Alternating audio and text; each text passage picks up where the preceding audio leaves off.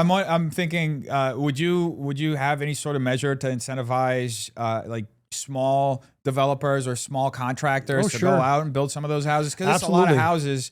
You know, there are incentives that normally only get sent out to like, because what we have is we have cold-hearted capitalism for the poor, and we have socialism for the rich. Yeah, and we have a lot of these billionaires that are getting government subsidies like crazy. But you know, the people that I respect are the people who a lot of them made their money in real estate. They made their money in real estate development because they understand that real estate pays dividends. We have far too many billionaires investing in things that are not real. The stock market is a casino. Basically, at the end of the day, it's a casino.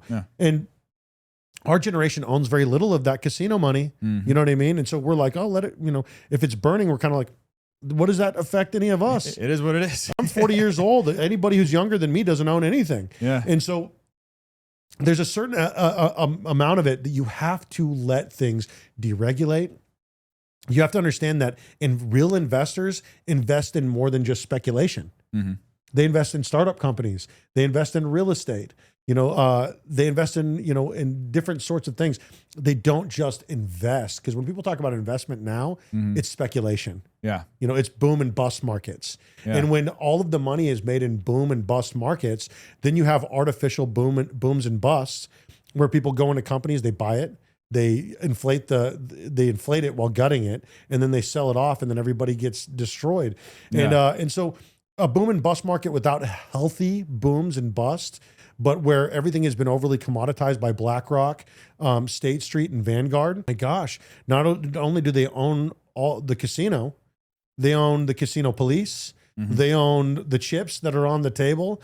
And so we're looking at that casino like, you know, it needs to go under new management, because it was in the 1990s under President Clinton that a lot of the deregulation happened that allowed for this over-monopolization of markets, and the massive cut down on taxes in a lot of these private companies. And then what we did was we trusted private companies to take care of everything, because they're so good-hearted and they're such sweethearts.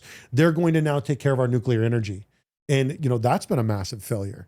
So across the board, we've been privatizing everything, and then being surprised that the privatization of everything with the government subsidies that come from us, the public, and then we bail them out when they fail to perform in the market, that kind of stuff isn't working anymore.